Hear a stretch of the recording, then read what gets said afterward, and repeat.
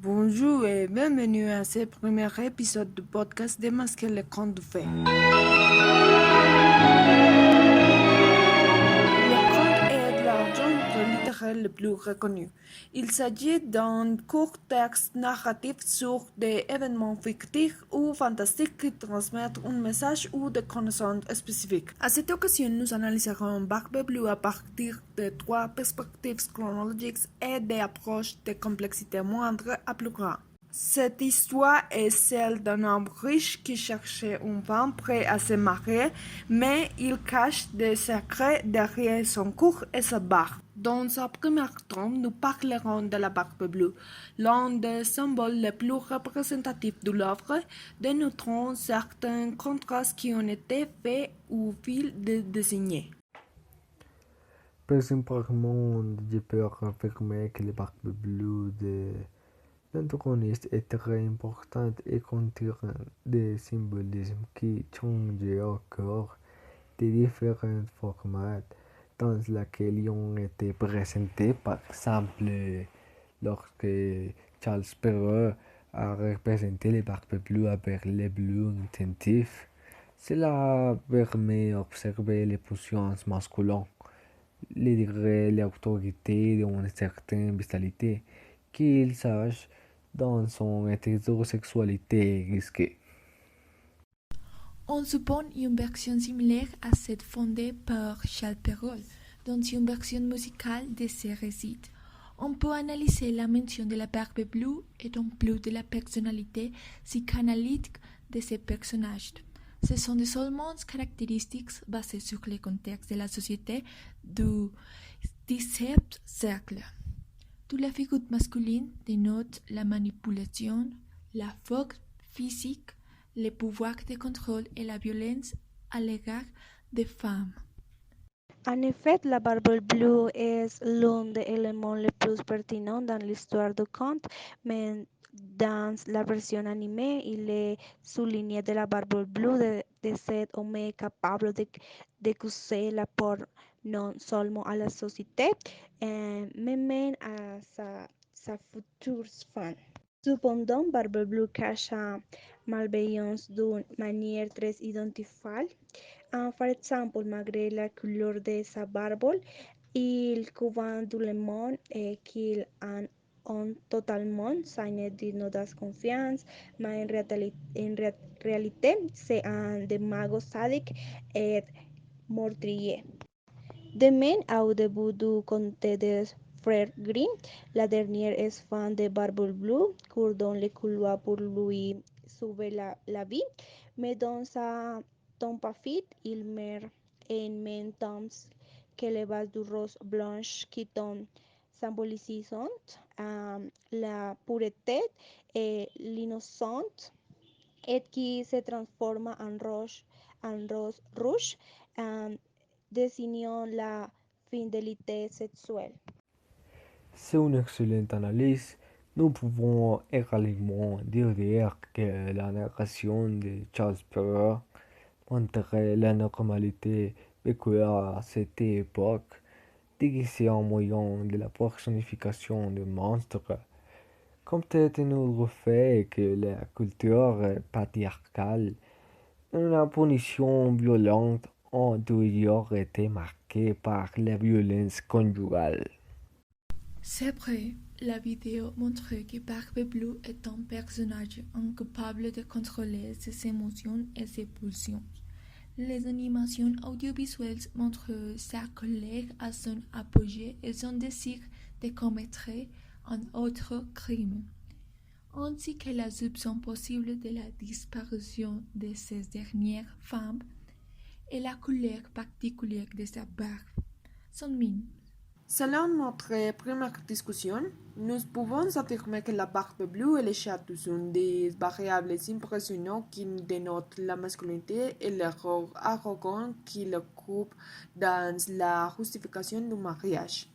De même, nous constatons que l'essentiel des significations s'est maintenu au fil des désignées, mais il existe des éléments animés et audiovisuels qui maintenent une valeur les essences de masculinité dans les œuvres. Maintenant, dans cette section suivante, nous allons extraire les arguments concernant les détriments de la confiance. Il devient de plus en plus intéressant de comprendre cette histoire avec différentes versions qui impliquent à chaque fois de nouveaux éléments. Bien sûr, dans ce partie le texte de Fairgreen est utilisé à travers une fantastique création photographique critique dénonce la division sexiste internationale, la différenciation de capacités et de l'ensemble de moralité politique qui n'y respecte pas les principes d'égalité. Il est vrai. Et plus qu'un seul de ces mêmes formats, il est prouvé que les écrivains ont éliminé de leur répertoire toute référence à la sexualité et d'autres sujets traités des sujets indécents. Cependant, il est nécessaire de passer des facteurs dégradants de féminin, c'est-à-dire ces mauvaises habitudes sont contre les femmes, ce qui prend une pratique aussi étendue de plus personnes chrétiennes pour surjurer les besoins, exprimer l'impudeur de foi qui est nécessaire à faire pour aucune punition ni pour aucune culpabilité.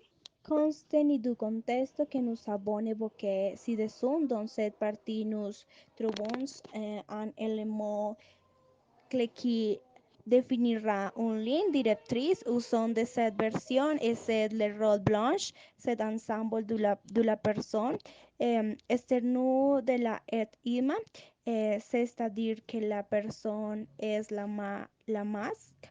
Qu'un individu montre au monde avec les paillettes et la déguisement. Si cette propriété leçon de la fin peuvent offrir un person presque parfait ou un passat presque parfait. Bien sûr, mais il y a un deuxième élément qui découvre tout le reste, et ce sont les clips. Cet élément nous amène à réfléchir un peu à la pauvreté d'une femme, puisque c'est le d'un instrument qui est lié à leur masculin sexuel, et quand elle est incarnée de scène, mais l'accent sur les relations sexuelles qu'une femme a eues. En effet, il est possible de déduire que le séance sur le toucher signifiait la découverte du crime sexuel commis par Barbe Blue envers sa femme. Ajoutez quelque chose à ce que vous dites, la clé tachée du leçon indique que la femme a des rapports sexuels. On pourrait donc comprendre son fantasme, à no ce qui pourrait lui faire imaginer les cadavres de femmes assassinées pour avoir commis ce même crime. De plus, ce symbole démontre également l'infidélité conjugale, symboliquement représentée par le sang sur les clés. Et cela le montre comme un acte qui doit être pardonné, mais s'il le coupable n'est pas capable, s'il le comprend, ce sera elle qui souffrira. D'après ce que nous avons dit, il ne fait aucun doute de Bluebird est une histoire qui façonne une émotion dans cet aspect qui concerne sentiments de nature sexuelle qui peuvent être démontrés d'une manière extrêmement fascinante et tentante, mais aussi extrêmement dangereuse. En ce qui concerne le détriment de la confiance, il est applicable dans la vie réelle car au moment où une sécurité suffisante se manifeste, la innocence peut être perdue et s'accorder du respect des normes et du comportement idéal de ce siècle. Comme le révélation des contes de Fairgreen, les roses et les clairs perdent leur pureté à cause de la désobéissance du commandement et provoquent la disgrâce en l'attachant du sang à la manière de révolution féministe. Et ce dernier concept que nous examinerons ci-dessous, que nous permet de relier et de comprendre le sens de l'histoire à partir d'une position opposée ou suivi des règles pour les femmes à cette époque. La rupture de structure hiérarchique ou de supériorité avec les stéréotypes contribuent à la construction d'une approche féminine du leadership. Nous pouvons commencer par mentionner les formats culturels dans lesquels nous avons décidé de présenter cette histoire. Nous parlons d'une chanson parce que c'est très différent de lire ou de voir l'histoire que de l'écouter avec un rythme mélodieux. Vous avez raison. Et je voudrais mentionner ce qui rend ces formats si spéciaux. Il s'avère que la musique peut être un stimulant émouvant et un facilitateur de l'intériorisation des messages, ce qui est parfait pour raconter une histoire. Les messages transmis par la musique peuvent servir de guide de comportement.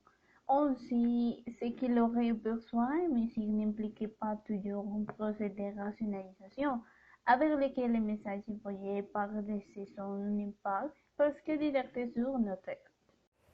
J'espère que du point de vue de la communication, les messages partagés par la musique ont un fort impact émotionnel et ont des répercussions plus importantes que l'information régulière par les cops à travers d'autres codes.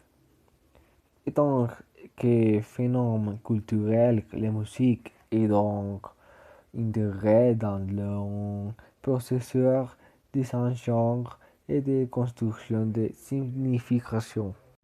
Puisque l'importance du format est clair, je voudrais commencer par l'histoire qui est présentée par un groupe appelé Destrippant l'histoire.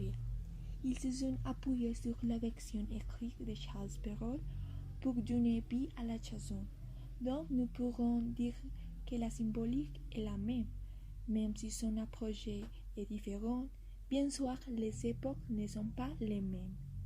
Bien sûr, il faut aussi préciser que les auteurs de la chanson ont donné une touche humoristique à l'histoire à travers des éléments visuels présents. Cependant, l'essentiel de l'histoire est toujours présent. C'est un fait assez drôle de découvrir ces références et d'autres histoires sans perdre l'essence de la chanson, bien sûr. En ce qui concerne le sens de l'histoire, les chansons ont donné une approche très responsabilisante aux femmes. L'histoire vue sous cet angle respire le leadership féminin partout où vous regardez. Et c'est mon idée, l'avrez-vous remarqué aussi? Je l'ai aussi remarqué, cela reflète l'héroïsme propre aux femmes. Soulignant celles qui sont capables de mettre de côté les normes sociales patriarcales pour imposer leur idée, afin de refléter la ruse qui peut contenir l'importance qu'elle femme dans les moments difficiles.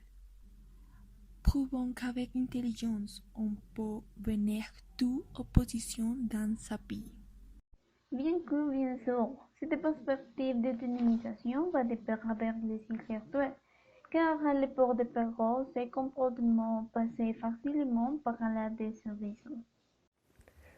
Le tournant du cycle a certainement influencé cette nouvelle interprétation.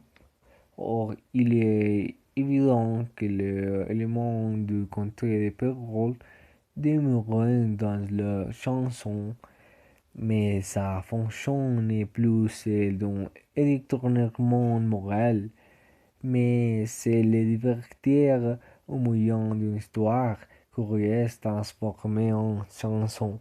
En résumé, Barbe Bleue est une histoire qui a subi différentes transformations dans les versions orales et écrites.